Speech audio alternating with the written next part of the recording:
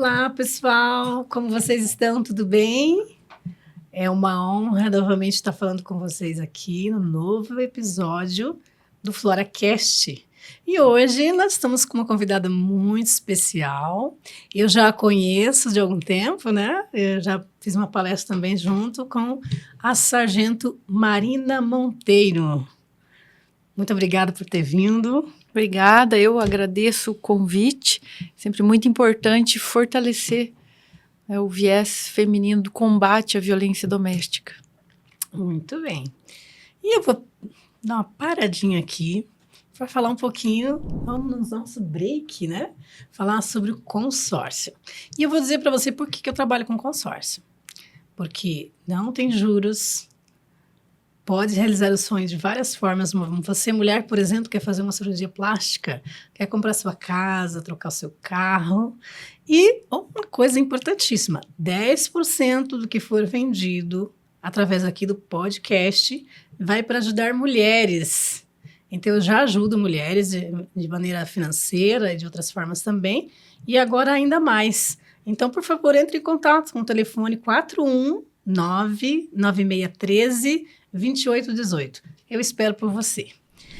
E para ficar uma coisa mais interessante, eu quero saber como foi a sua trajetória até hoje na Polícia Militar. Conta para nós. Primeiro a sua vida pessoal e depois você vai contar como que é o seu trabalho também. Mas agora eu quero saber de você. Pois sim. Eu sou nascida na cidade de Foz do Iguaçu, interior do estado, região oeste, e lá eu realizei o concurso público, ingressei nas fileiras da Polícia Militar muito jovem. Estou já há praticamente 23 anos na corporação, atuando na maior parte desse tempo no atendimento de radiopatrulha, que é aquele atendimento da viatura, né, atende as ocorrências, chamado 190. E há cerca de 2 anos me foi feita a oferta para iniciar o atendimento exclusivo, especializado, com vítimas de violência doméstica, na chamada Patrulha Maria da Penha, da Polícia Militar do Paraná. E em junho ou julho do ano passado, iniciamos os trabalhos na Coordenadoria Estadual de Patrulha Maria da Penha. E desde então, atuo na coordenadoria, levando as possibilidades de formação de rede, integração com órgãos públicos e privados, né, nesse enfrentamento à violência doméstica e familiar. Olha só, que honra, né? Uma mulher que decidiu ajudar outras mulheres. Exato. Sempre no atendimento das ocorrências, o que nós percebíamos? Que a maioria das vítimas e dos agressores e agressoras, precisamos lembrar que pela Lei Maria da Penha, a vítima é uma mulher. Porém, o agressor pode ser também a sogra, a filha, a irmã, a neta. Nós percebíamos que ambos os lados não tinham conhecimento, tanto da legislação, porque muitas vezes uma mulher verbalizava para nós: olha, minha filha quebrou meu celular, o meu marido, ele me ofende todo dia, diminui minha autoestima, mas nunca me bateu. Então as pessoas têm muitas vezes essa ideia de que violência doméstica é apenas agressão física, enquanto que na Lei Maria da Penha suportam 5 tipos de violência, e cada um deles tem uma nuance que fere a autoestima, a integridade, o indivíduo feminino. Então, por esse motivo, veio por força de lei, desde 2018, né, a instituição de Patrulhas Maria da Penha no estado do Paraná, mas que foi fortalecido pela Secretaria de Segurança Pública do Paraná há alguns anos, justamente para quê? Ao invés de que a polícia sempre espere o acionamento do 190 para ser realizada a primeira intervenção, e aí chega no momento que a mulher já está esfaqueada, né, já sofreu ferimento, a casa já está incendiada, a criança já viu a violência dentro de casa. Esse nosso trabalho de Patrulha Maria da Penha, ele funciona no preventivo. Toda aquela mulher que ela tem o primeiro atendimento ou registrou o boletim de ocorrência na Delegacia da Mulher, e por isso a importância do registro do boletim de ocorrência, ela depois vai receber uma visita e acompanhamento da especializada no momento fora da crise para auxiliá-la a sair do ciclo. Interessante, porque recentemente a pessoa fez essa pergunta para mim e eu não tinha resposta. E a partir do momento, então, que há esse boletim de ocorrência, vocês ficam já fazendo uma... Não sei se é a palavra certa, né? Um acompanhamento. Um acompanhamento, porque não se sabe do que ele é capaz, né? Qual será o próximo passo. Então, aí ela se sente mais segura, essa mulher se sente mais segura, é isso? Veja, uma das nuances da violência doméstica é que nós precisamos entender que toda violência é perigosa. Seja ela verbal, seja psicológica, seja o fato, por exemplo, de formar aquela rede em volta da vítima, impedindo ela de ter acesso a familiares, a amizade, acesso ao trabalho, cometendo uma violência patrimonial, ou até mesmo a situação de proibir ela de fazer atividades básicas do dia a dia, ir ao supermercado, ir a uma consulta médica sem a presença do parceiro. Então, são pequenas situações que diminuem a autoestima da vítima e muitas vezes nem ela se percebe como vítima. E é esse um dos nossos papéis. Muito interessante. E para você, como que é isso? Você como mulher, enfrentar essa violência assim todo dia, né? Eu acredito que seja diariamente. Eu não sei quantas horas você trabalha por dia, mas quantas pessoas você atende por dia e até que ponto isso te machuca ou não? A escala, digamos, base, né, da Polícia Militar são 12 horas diárias, aí variados horários, dia, noturna e aí por diante. Nessas 12 horas, e eu digo isso porque é o fato, o segundo maior tipo de deslocamento, de natureza penal que gera deslocamento de viatura policial militar no estado do Paraná é a violência doméstica. O primeiro é a perturbação do sossego. Nossa. Então, veja, não é o roubo, não é a ameaça, não é o desacordo comercial. Primeiro, a maior quantidade de ocorrência é a perturbação do sossego e por isso a importância que cada um tenha o entendimento do o que eu estou fazendo para meu proveito, para o meu lazer e o que eu estou perturbando a vida do outro. E o segundo é a violência doméstica, deslocamentos por lesão corporal, por ameaça e aí por diante. Então, sim, nós precisamos ter um autocuidado. Nós precisamos ter a visão de qual é o nosso papel dentro desse seio familiar, porque o policial militar, todos os dias, ele acessa a casa das pessoas. O profissional da assistência social, que tem um apoio, dá um apoio mensurável para os casos de violência doméstica, ele acessa ou lá na unidade básica de saúde, ou no CRAS, ou no CRES, ou na porta da pessoa. O profissional da saúde mental, ou hospital, unidade básica de saúde também, ou lá na unidade ou na porta da pessoa. O policial militar, ele realmente chega no momento da crise e ele entra tanto naquela família que mora numa casa de chão batido, quanto no triplex no bairro mais nobre, né, da cidade. Então, nós precisamos ter essa nuance de autocuidar, esse interesse no autocuidado, sim, porque você só cuida do outro se você está bem. Também concordo plenamente. Esse, para mim, é uma meta diária, né? Eu que também acesso essas mulheres que têm esses problemas, então eu preciso estar bem para quem está ao meu lado, quem eu convivo, a sociedade, enfim, né? Realmente deve ser dessa forma mesmo. Qual o teu maior desafio, assim, que você já encontrou até hoje, ao estar desenvolvendo esse trabalho numa frente de violência doméstica tão... que acontece todo dia, né? Diariamente. Como é para vocês? O maior desafio de quem trabalha nessa frente de combate à violência doméstica e combate ao feminicídio é que a sociedade entenda: todos nós somos responsáveis. Todos nós precisamos saber o que é a violência doméstica, a forma de nos mantermos afastados e prevenirmos na nossa vida, bem como orientar aquelas pessoas que percebemos que possam estar passando por situações de violência doméstica. Veja, a partir do momento que, por exemplo, eu simplesmente tenho informação de que o 190 é um telefone que pode ser acessado para os momentos de uma violência que eu estou presenciando. Enquanto que 181 é um telefone que pode ser feito também o contato anônimo, também opera 24 horas por dia como 190, mas ele serve para denúncias anônimas. Claro, não só de violência doméstica, questões ambientais, entre outras, mas no nosso foco de hoje, eu tenho, por exemplo, uma amiga que sofre violência doméstica. E eu percebo que essa amiga não está fortalecida o suficiente para que ela faça o chamado do 190. Então, eu posso fazer o contato com o 181, tanto via celular, quanto via site, quanto via telefone. E efetuar essa denúncia anônima informando sobre essa situação, colocando detalhes, endereço, se possível o nome dos envolvidos, o que você tiver.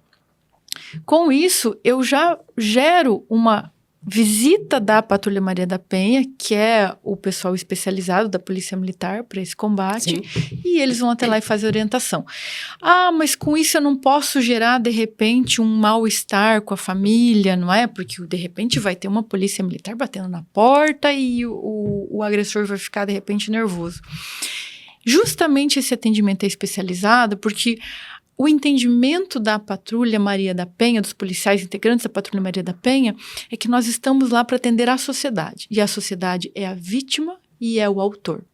Então, se necessário for, nós realizaremos encaminhamentos e, se necessário for, nós realizaremos orientações. O que couber naquele momento, naquela família, nós estaremos lá para auxiliar. Perfeito. Eu achei muito pertinente você citar um 181, porque eu faço um trabalho, né, que intitula Quebrando o Silêncio, que é ensinando as mulheres, ajudando, auxiliando para ela quebrar esse silêncio. E se ela não fizer isso, outras pessoas façam. Então a gente vê que ainda existe essa falta de informação, né, do 181. Todo mundo só pensa que só o agressor é que pode fazer, né, essa denúncia, né? E é bom demais você dizer isso, porque eu faço nas minhas palestras várias informações, falo, né? E uma delas é essa. E a gente precisa dizer mais, porque eu falei para uma pessoa, ela falou, não, tem que ligar no 190. Não, você sabia que tem também 181, né? Então, gratidão aí por mais essa informação valiosa aqui para o nosso podcast. E eu quero saber como que você compartilha essa experiência, né? Se você tem uma experiência muito marcante, assim, de todos esses anos, se você compartilhar para nós aqui. O que mais te marcou nesses anos todos? Veja, são inúmeros. A gente poderia ficar uns 2 dias aqui falando de histórias marcantes. Mas eu trago algo que ocorreu agora, final de semana. Nós recebemos através de um e-mail que foi enviado de maneira anônima para a Casa da Mulher Brasileira, um pedido de socorro de uma mulher com pouquíssimas informações. Por isso que a importância de entender que o serviço de segurança pública, assim como os outros, da saúde, da educação, mas principalmente da segurança pública, nós precisamos que a população sejam nossos olhos. Então, quando eu ligo no 190, eu preciso saber, por exemplo, em que rua eu estou. Olho em volta e percebo o número da via para passar, para que o policial possa fazer o deslocamento da viatura para o local correto. Eu preciso, naquele momento, respirar com calma e olhar para as vestes, por exemplo, do autor. E essa denúncia foi da própria vítima, então ela com certeza já é extremamente fragilizada. Ela enviou uma denúncia anônima através do e-mail porque ela não tinha um celular que ela pudesse utilizar. E esse telefone, esse e-mail, chegou muito, muito vago, dizendo meu nome é X, sem um sobrenome, eu moro na localidade X, no município X, e eu sofro situações de violência doméstica, eu sou vigiada 24 horas por dia, tem uma câmera me vigiando e eu estou com meu filho, né, menor. Com essa informação vaga, primeiro o que nós fizemos? O contato com a rede de proteção. Municípios precisam fortalecer a rede de proteção. Tem o CRAS, que vai suprir todos aqueles apoios a questões físicas. Auxílio por exemplo, auxílio alimento, os auxílios do governo, os benefícios do governo, BPC e aí por diante, auxílio para aposentadoria. Tem o CREAS, que trabalha especificamente com situações de violência contra o idoso, contra a criança, contra a mulher. E nós fizemos o contato com o CREAS, desculpe, com o CREAS não, com os órgãos da prefeitura para questionar quem poderia ser aquela pessoa. Fizemos também um levantamento por georreferenciamento para entender a localidade. Descobrimos que era uma localidade que eram 40 minutos em uma estrada de chão, saindo da cidade sede, né? Difícil acesso, super difícil acesso. Então, foi feita ali uma operação junto com a nossa patrulha rural, que também é um braço da Polícia Militar, da Polícia Comunitária. Que eu desconhecia também. Que trabalha exclusivamente com a população rural. Então, ela não tem, por exemplo, Curitiba é o único município do Paraná que não conta com a patrulha rural. E esse enfrentamento à violência doméstica também são eles que fazem. Porque aí tem um outro parecer que eu vou abrir. A mulher do campo, ela grita e ninguém escuta. Realmente. Porque ela está, às vezes, quilômetros do próximo à pessoa. E ela vai ficar, assim, semanas, meses, quiçá anos, sem visualizar uma pessoa de fora da propriedade. Eu acredito, porque eu conheci uma mulher que ele vinha para a cidade e deixava ela amarrada em casa. É esse porque tipo ela de não situação. tinha acesso à vizinhança, ninguém para socorrê-la, né? Exato. Então, foi feito todo esse levantamento, viaturas deslocaram, conseguimos, por conta desse georreferenciamento e dessas informações passadas pela rede de proteção, um contato na residência, localizamos a mulher, avistamos as câmeras. Claro, quem fez esse trabalho foi a Patrulha Rural e as patrulhas do 22º Batalhão de Polícia, que tem a sede aqui em Colombo, mas deslocaram até o local da ocorrência. Fizeram um resgate. A mulher estava há 8 anos em cárcere privado.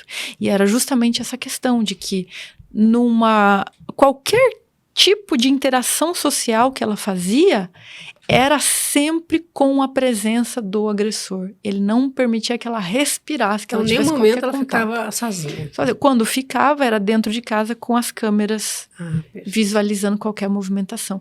Então, veja, 2025, nós estamos presenciando mulheres passarem por isso. E muitas vezes não é só a falta de informação dela, é sim a falta de informação da população, porque a população pode e deve fazer esse contato com o 181 de forma anônima e repassar essas situações para nós. Nós falamos agora há pouco, aqui nos bastidores, que nós precisamos salvar vidas. E essa é uma forma de salvar vidas, né? Aquela velha história, assim, em brigas de marido e mulher não se mete a colher, isso tem que mudar. Você está falando que está acontecendo isso agora, todo mundo fala, não, mas mudou. Não mudou.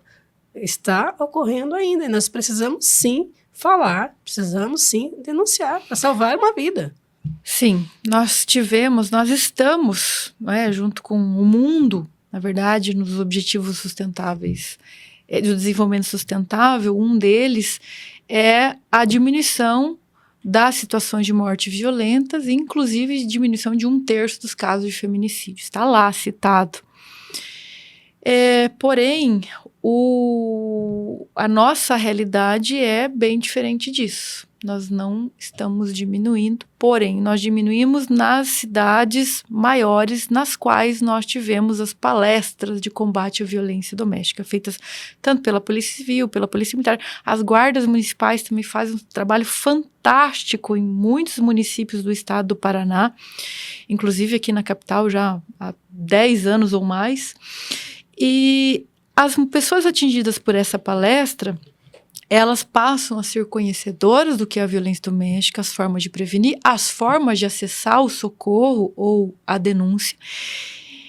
E o que nós percebemos? Nós tivemos uma diminuição significativa nas cidades nas quais as palestras foram realizadas. Olha só. Porém, 63% das cidades que tiveram casos de feminicídio em 2024 foram cidades com menos do que 10 mil mulheres habitantes. Cidades pequenas, pequeníssimas. O que nós percebemos com isso? Que nós precisamos expandir esse momento de cidadania com a população. Então, aí um dos objetivos da Operação Mulher Segura, que é uma iniciativa da Secretaria de Segurança Pública do Paraná, além do atendimento especializado de violência doméstica, para todos os órgãos, que é Polícia Penal, Polícia Civil e Polícia Militar, nós também realizamos as palestras. E nós hoje temos 185 municípios do Paraná que já tem algum atendimento ou de polícia especializada, que é essa segunda intervenção, né, que vai no segundo momento, ou de palestras. O nosso foco, a nossa meta é até o final da Operação Mulher Segura atingir os 399 municípios do Paraná com ações específicas de combate à violência doméstica, familiar e ao feminicídio. Levar isso ao conhecimento das pessoas. Importantíssimo. E, na verdade, a pergunta seria exatamente sobre isso, né?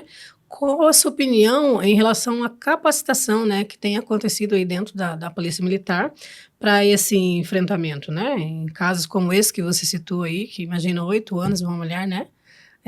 Ficar em cárcere privado. Na ocasião em que eu fiz com você uma palestra, você disse também que teve um outro caso que havia 12 anos que a mulher estava em cárcere privado. Então, a gente vê que realmente é muito necessário isso. E se a polícia está preparada psicologicamente, fisicamente, como que está? Como que você vê isso, né? E a gente imagina que não é fácil presenciar isso todos os dias.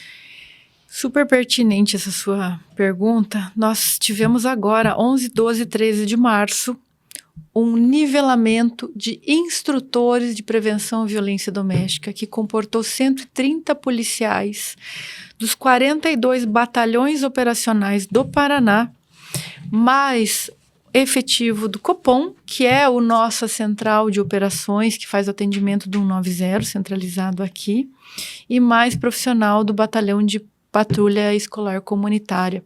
E qual que é o nosso objetivo?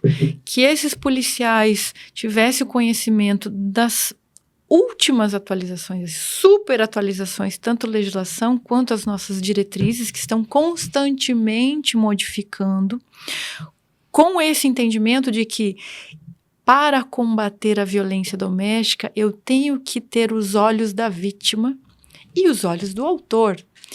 Eu não posso simplesmente me colocar numa posição de secretaria, de órgão do Estado e baixar as regras para os atendimentos de acordo com o que já existe, o que está sendo feito há centenas, né, há 170 e poucos anos aí.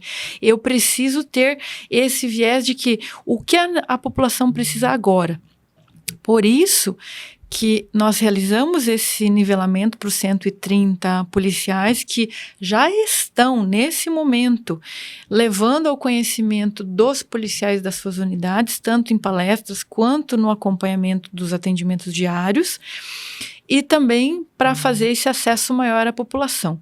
A partir do momento que o município possui ou uma Secretaria da Mulher, ou possui ali pelo menos a prefeitura envolvida com o CRAS, envolvida com o CREAS, fortalecendo o combate à violência doméstica na unidade básica de saúde, nas escolas, e aí por diante, nas empresas, imprescindível, e aí por diante, eu já tenho meio caminho andado. Porque eu já tenho realmente órgãos públicos e privados do município buscando esse enfrentamento. Quando eu consigo levar os órgãos de segurança pública também com esse viés de preventivo, de bater na porta dessa família antes da mulher ferida, antes do incêndio da casa, antes da criança presenciar a situação, então eu consigo acessar não só aquela família que eu estou atendendo, mas a comunidade ao seu redor. Então, sim, constantemente nós realizamos, quando não presencial, como foi esse da semana passada, nós fazemos então encontros online, EAD e aí por diante. Certo. Mas é constante o nosso treinamento, especialização para esse enfrentamento. Muito bem. Não estava no script aqui, mas eu acho pertinente também. Você tem hoje, em questão de percentuais, quantas mulheres denunciam e quantas estão por aí que não têm coragem de denunciar? É a preocupante cifra oculta que nós falamos. O que eu posso lhe dizer? Que o nosso conhecimento são os dados da Secretaria do Ministério da Justiça, me perdoe. O Ministério da Justiça também, dados agora atuais, 2025.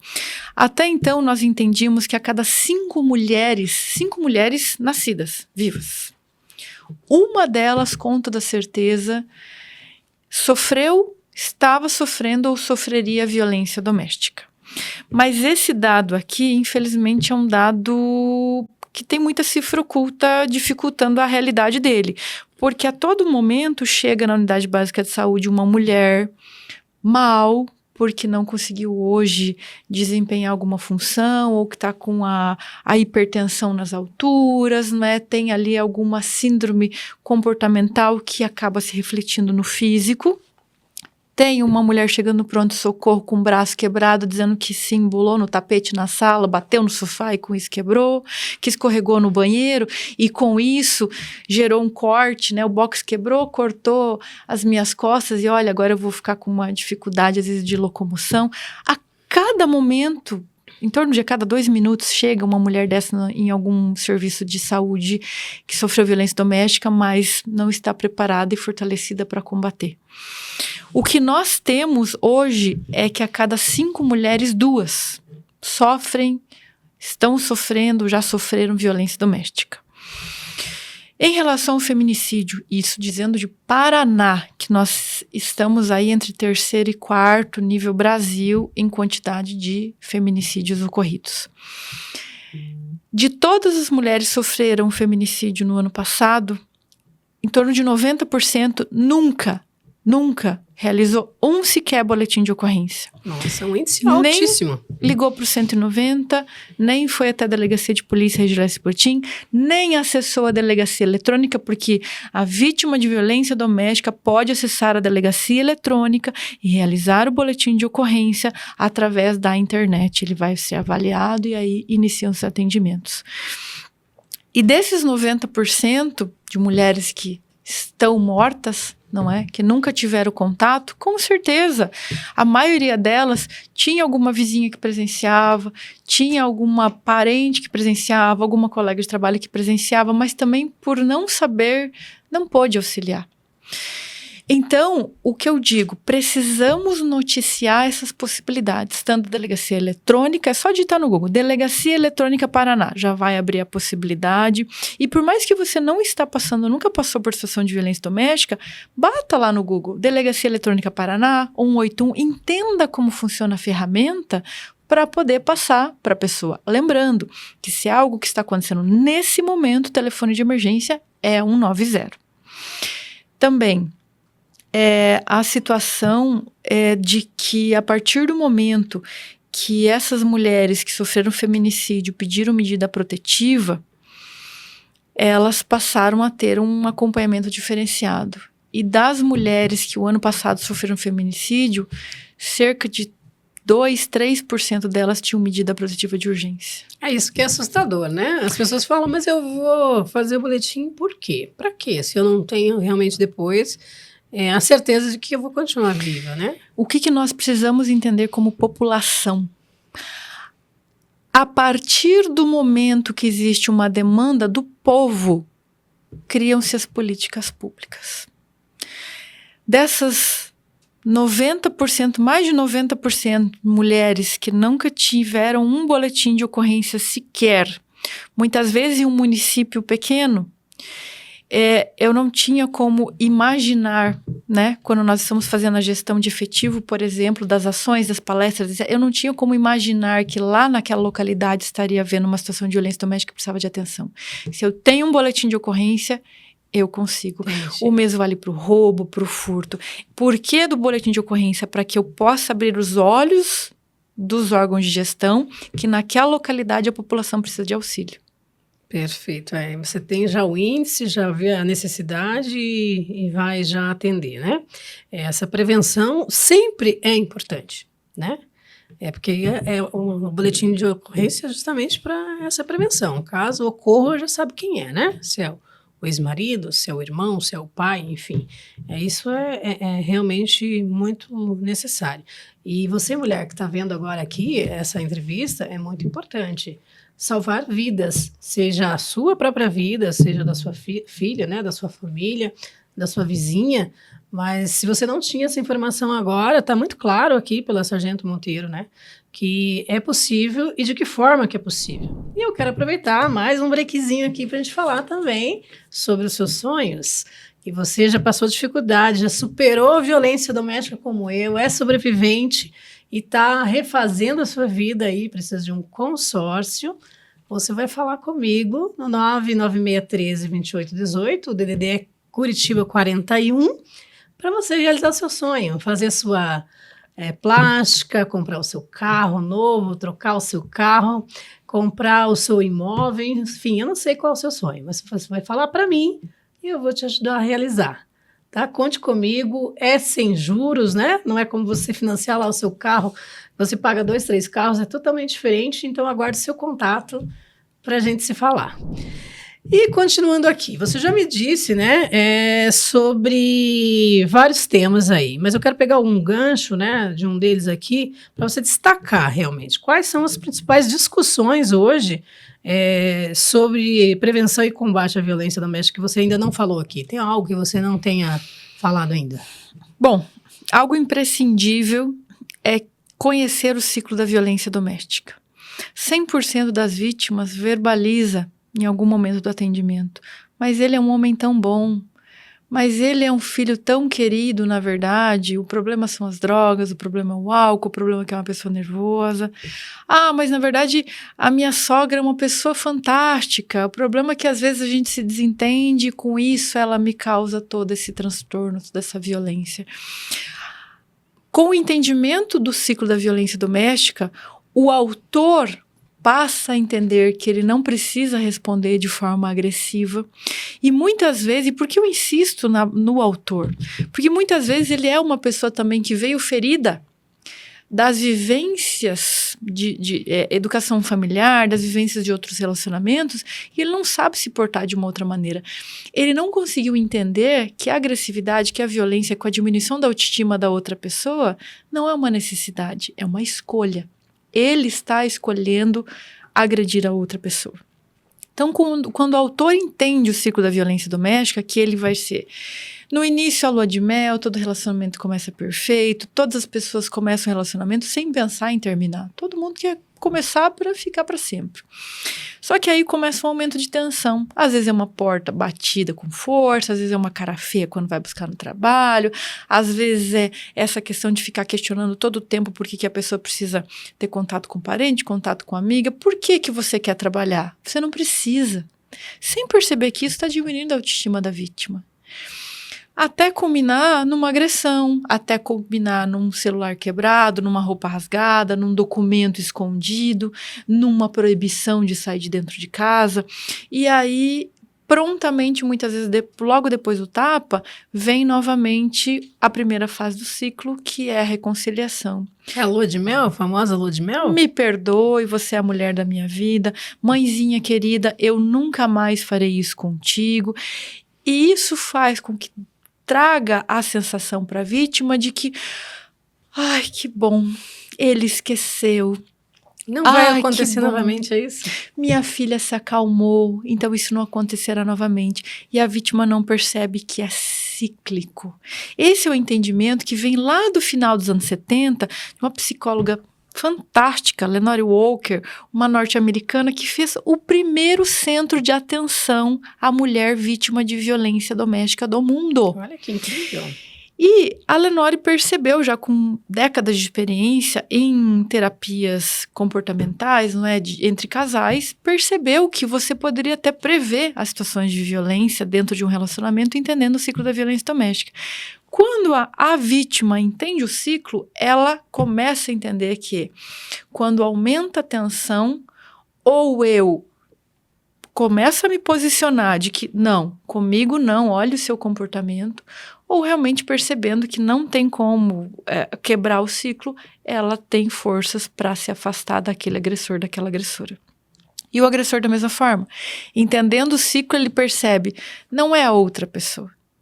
Eu que preciso modificar o meu comportamento, enxergar com os olhos dela como nós estamos levando esse relacionamento.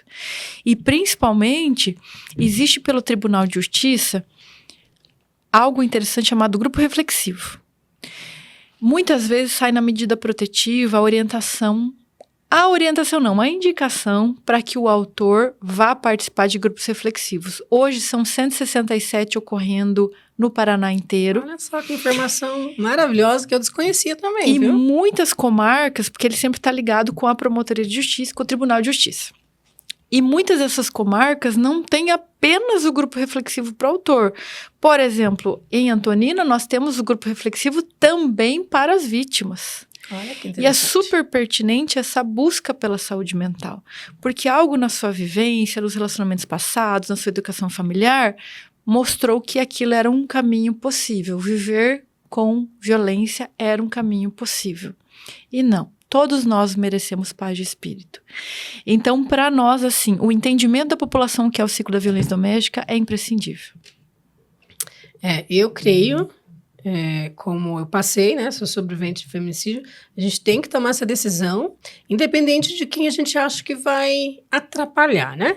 Eu conheço um caso recentemente que a família ficou contra a mãe, porque ela denunciou o marido que há anos a agrediu durante a gravidez e tudo mais. Como que você vai me expor, né? A família começa, como que você vai me expor, assim, mediante a sociedade, né? Então, a gente não tem que pensar nos outros. Nesse momento é pensar realmente na gente mesmo, nessa pessoa que está sofrendo essa violência, né? O que você diria hoje para uma vítima de violência doméstica que busca ajuda? O que você faria para ajudá-la, né? Nesse momento? Que dica que se dá? Entenda que todas e todos merecemos viver com paz de espírito. Se alguma pessoa do seu convívio está perturbando sua paz de espírito, você precisa refletir. Realmente eu posso conversar com essa pessoa, tentar fazer com que ela entenda qual tipo de aflição ela está me causando? Ou não, eu não posso, isso infelizmente ou não me é cabível, ou essa pessoa realmente não tem ouvidos para entender isso. E aí decidir por se afastar. É muito duro, principalmente quando nós falamos de relações de filhos e filhas e netos e netas. É muito duro porque uma mulher, ela já cresce com o entendimento de que é seu papel manter a paz em casa, é seu papel manter a organização de casa, é seu papel ser o pilar da família. Mas, voltando ao que nós falamos, eu cuido dos outros se eu estou conseguindo me cuidar. Se eu não consigo me cuidar, eu realmente desmorono e fico ali tentando segurar de mil maneiras a família. Então, essa é a importância de que pense por si, pensando por si, você está cuidando dos outros. Porque muitas vezes é o costume que nos faz permanecer por décadas em um relacionamento abusivo. É o medo de começar a aprender a mexer com o banco, a mexer com as contas. Existe uma dificuldade imensa para a mulher no momento que ela pensa, tá, eu quero separar, eu não quero mais viver isso. Mas e o que eu vou fazer com os meus filhos? Como eu vou colocar comida na boca dos meus filhos? É a preocupação normalmente, né? É a preocupação da mulher. E para isso, mulher, o CRES... Manda um recado para elas agora CRES, ali, ó, naquela câmera. O CRAS, o CREAS, existem vários órgãos, tanto públicos quanto privados, que eles estão para te atender, eles estão para te fortalecer. Como eu disse, a Secretaria de Segurança Pública do Paraná, pela Operação Mulher Segura, está aumentando essa possibilidade das palestras e justamente nessas palestras um dos tópicos é contar para a população quais locais de acesso. Existem várias empresas e também você empresário pode procurar a Secretaria da Mulher do Estado, pode procurar, sendo o caso, a Secretaria de Segurança Pública formar parcerias. Existem várias empresas que provêm acesso ao emprego para essas mulheres que são vítimas de violência doméstica, várias prefeituras que provêm cursos profissionalizantes para as mulheres que estão em situação de violência doméstica, porque o que nós entendemos? A autonomia feminina não é apenas do decidir qual local eu irei ou não irei. É também decidir em que momento que eu escolho estar com alguém ao meu lado para fazer isso, entende? Então, muitas vezes, o que nós não percebemos? Que eu estou em uma gaiola. Realmente, me é provido tudo que eu acredito que eu tenho necessidade, mas eu não consigo um contato com familiar, eu não consigo contato com um filho, por exemplo, né, que é proibido por questões de nuance de transtornos familiares. Então, essa é a questão. Se a tua falta para sair da violência doméstica é a autonomia financeira, existem essas possibilidades de busca imprescindíveis e você pode acessá-las. Muito bem. Então, quero falar para você, mulher, também, para você se lembrar, né, que existe sempre alguém para te ajudar. Essa que é a verdade. E que você pode fazer diferença também na vida de outras mulheres. Foi uma escolha minha denunciar? Foi. Foi porque eu encontrei apoio? Com certeza foi. Então, hoje, existe ainda muito mais informações do que eu tinha na ocasião, quando aconteceu comigo. As informações estão aqui, né? E você pode usá-las. Vamos ajudar para termos uma sociedade melhor. Por que a gente pensa? Existe um índice tão altíssimo. Acho que isso nem é verdade. Na verdade, ela é muito maior do que se diz, do que se informa, porque as pessoas não estão denunciando por medo e por tantos outros motivos, né, que a Sargento já citou aqui. E eu quero aproveitar, agradecer, né, imensamente a tua presença aqui, Marina Monteiro. Sargento, mulher corajosa, que está todos os dias deixando talvez até a sua vida um pouquinho de lado, a sua vida particular, para engajar nesse trabalho, nessa meta de ajudar verdadeiramente as pessoas. Com certeza isso para mim tocou meu coração. Se eu ajudo, eu vou procurar ajudar mais ainda, né? Mediante as informações que você está me passando aqui, a sua experiência, né? Essa experiência que você também quer compartilhar com todos, com a sociedade, e agora com certeza vai fazer a diferença aqui nossos episódios, né? E eu quero agradecer a todos que estão participando, que estão ouvindo, e eu vou deixar aqui também a palavra para você finalizar aqui o nosso podcast. Pois sim. Sempre lembrar que informação salva vidas, é imprescindível esse preparo de cada um para levar o conhecimento, não é? Onde for possível, e que nós nunca estamos sozinhas. Sempre podemos pedir auxílio e alguém estará lá para nos dar as devidas orientações. Muito agradecida.